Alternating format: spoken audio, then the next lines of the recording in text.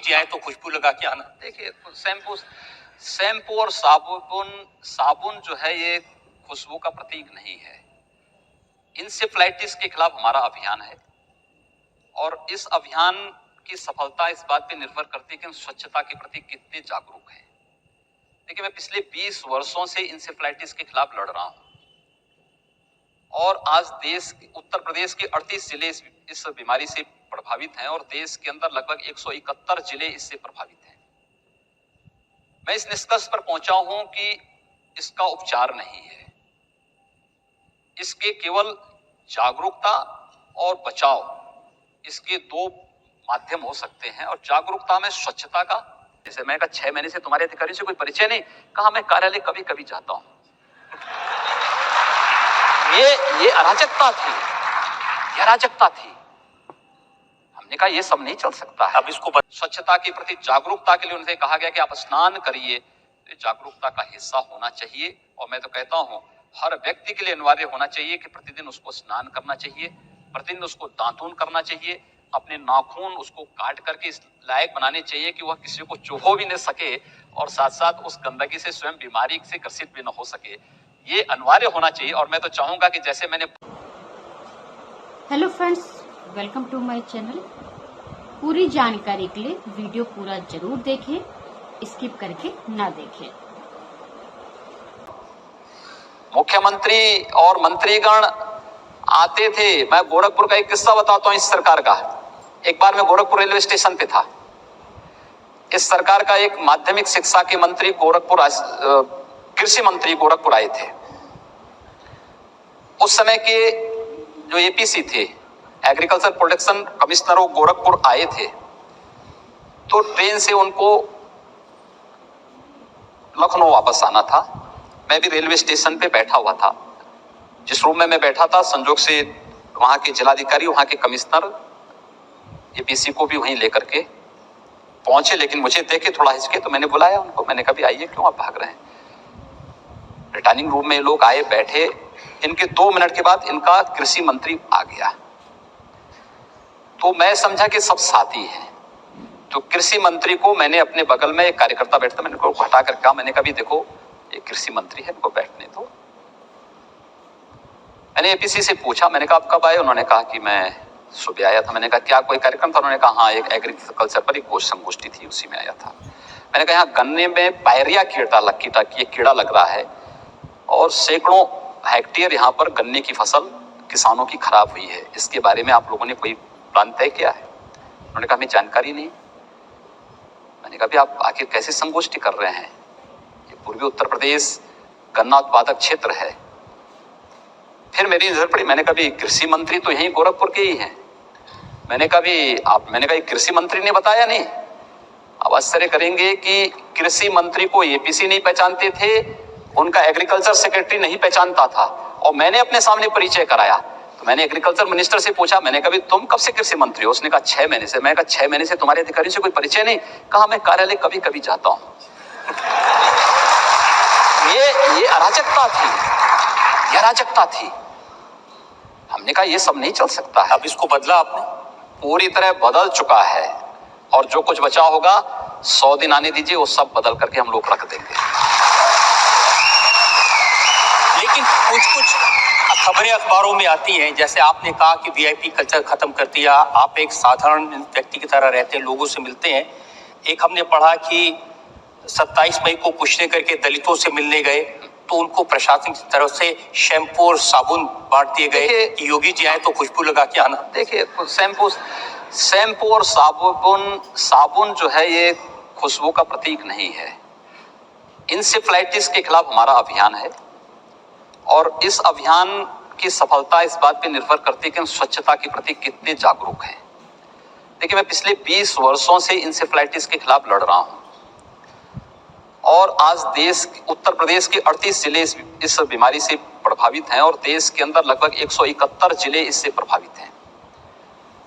मैं इस निष्कर्ष पर पहुंचा हूं कि इसका उपचार नहीं है, इसके केवल जागरूकता और बचाव, इसके दो माध्यम हो सकते हैं। और जागरूकता में स्वच्छता का और शुद्ध पेयजल का। स्वच्छता हो, शुद्ध पेयजल उपलब्ध हो जाए, तो इंसेफ्लाइटिस फिर कभी वहां पर कोई प्रभाव नहीं डाल सकती। स्वच्छता की दृष्टि से लोगों को, माननीय मुख्यमंत्री जी ने जो कहा है, एक एक बात को गौर से सुनिए। मुख्यमंत्री जी ने जो कहा है वो सही है या गलत है, आप सभी कमेंट करके जरूर बताएं। माननीय मुख्यमंत्री जी को क्या कहना चाहिए था, क्या नहीं कहना चाहिए था, माननीय मुख्यमंत्री जी ने क्या सही कहा है, क्या गलत कहा है, आप सभी अपनी राय जरूर दें। तो आप सभी ये जरूर बताएं। हैं और जागरूकता में स्वच्छता का और शुद्ध पेयजल का, स्वच्छता हो, शुद्ध पेयजल उपलब्ध हो जाए तो इंसेफ्लाइटिस फिर कभी वहां पर कोई प्रभाव नहीं डाल सकती। स्वच्छता की दृष्टि से लोगों को साबुन बांटना कोई बुरी बात नहीं। अगर किसी दलित को, किसी कमजोर व्यक्ति को स्वच्छता के लिए साबुन बांटा है प्रशासन ने, उसमें कोई बुराई नहीं। स्वच्छता के प्रति जागरूकता के लिए उनसे कहा गया कि आप स्नान करिए, तो जागरूकता का हिस्सा होना चाहिए। और मैं तो कहता हूं हर व्यक्ति के लिए अनिवार्य होना चाहिए कि प्रतिदिन उसको स्नान करना चाहिए, प्रतिदिन उसको दातून करना चाहिए, अपने नाखून उसको काट करके इस लायक बनाने चाहिए कि वह किसी को चुभो भी न सके और साथ साथ उस गंदगी से स्वयं बीमारी से ग्रसित भी न हो सके। ये अनिवार्य होना चाहिए। और मैं तो चाहूंगा कि जैसे मैंने बाल रखे छोटे छोटे, वैसे सभी लोग रखेंगे तो और समस्या का समाधान होगा। एक और घटना अखबारों में आई कि एक शहीद के घर आप गए थे। हाँ। आप पहुंचे, उसके पहले उसके घर में एसी लगा दिया, सोफे लगा दिए, टेबल लगा दी, कालीन लगा दिया। आप गए तो फिर वो सब हटा। देखिए, प्रशासन की गलती थी, प्रशासन को ये नहीं करना चाहिए था। मैं एक शहीद के प्रति सम्मान व्यक्त करने के लिए जा रहा हूं और उस शहीद के प्रति सम्मान व्यक्त करने का मतलब उसके परिवार के लोगों के साथ, उनके दुख के साथ अपनी संवेदना जताने के लिए। किसी भी शहीद का सम्मान देश के लिए सर्वोच्च सम्मान होता है और मुझे लगता है कि वह प्रशासन की गलती थी, उनकी जवाबदेही तय की गई वहां पे। भाई, एक मेरे लिए एसी लगाने की आवश्यकता क्या थी? दूसरा, जब मैं वहां था तो मुझे तो पसीना वैसे आ रहे थे जैसे लोगों को और पसीने थे क्योंकि वहां पर तो भयंकर गर्मी थी उस गांव की। क्योंकि जिस दिन शहीद, वो हमारा वो नौजवान शहीद हुआ था, बीएसएफ का जवान था, लखनऊ में एक आवश्यक कार्यक्रम में मुझे यहाँ रहना था। मैंने अपने कैबिनेट मंत्री को वहां भेजा था। रात्रि को 12 बजे मेरे पास फोन आता है कि साहब ये लोग दाह संस्कार नहीं कर रहे हैं। तो मैंने कहा क्यों? तो कहा ये कह रहे हैं कि प्रधानमंत्री और मुख्यमंत्री आए। तो मैंने कहा बात कराओ मुझसे। रात 12:30 बजे मेरी उस परिवार से बातचीत हुई, शहीद के बड़े पुत्र से मेरी बातचीत हुई। मैंने कहा क्या ये संभव है कि प्रधानमंत्री या मुख्यमंत्री हर जगह जाए? अगर ये संभव है तो मुझे तो आने में कोई दिक्कत नहीं है, मैं तो आऊंगा ही। और मैं जहां जा रहा हूं वहां मेरा प्रयास होगा कि हर शहीद के घर में मैं जाऊंगा। लेकिन हम किसी की शहादत को संकीर्ण राजनीतिक दायरों में कैद करके न रखें।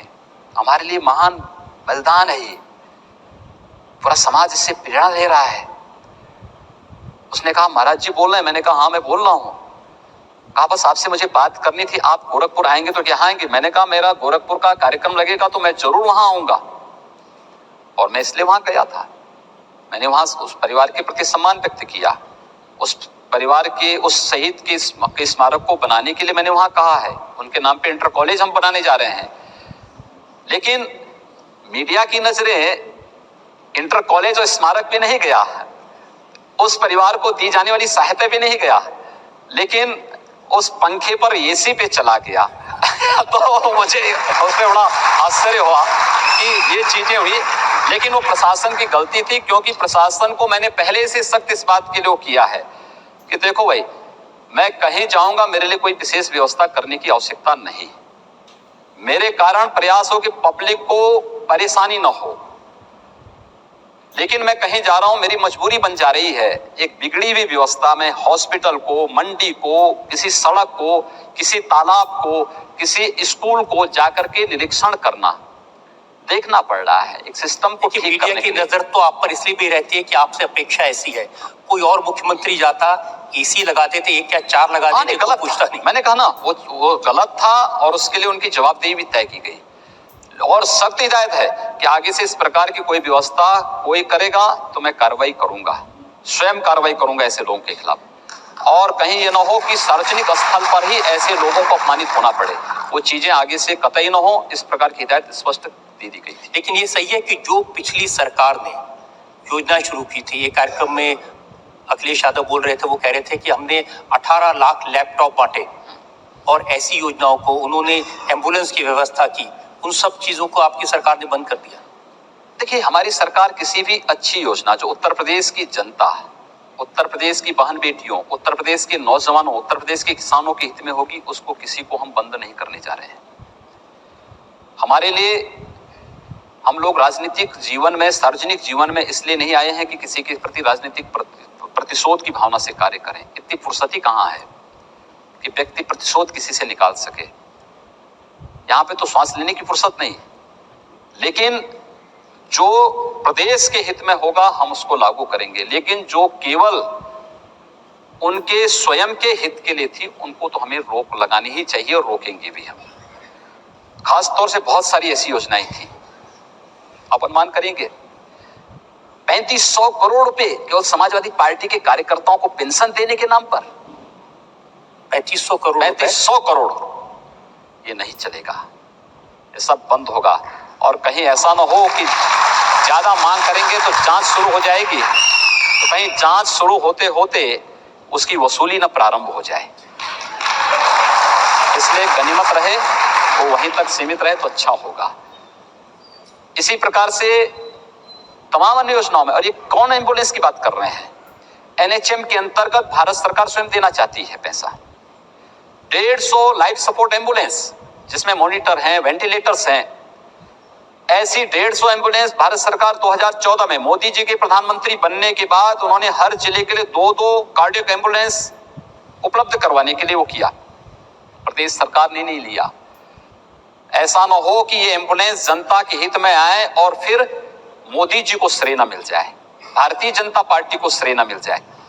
इसलिए हम लोग आए, 1 महीने के अंदर हमने सभी एम्बुलेंस मंगाई, हर जिले में 2-2 लाइफ सपोर्ट एम्बुलेंसेस हम लोग दे दी। और उसकी महत्ता को देखते हुए हम लोगों ने फिर अनुरोध किया कि हमें 100 और एम्बुलेंस उपलब्ध करवा दें। आज हम लोग 100 नई और एम्बुलेंस मंगा रहे हैं। बड़े जिलों में हम 1-1, 2-2 और उपलब्ध करवाएंगे।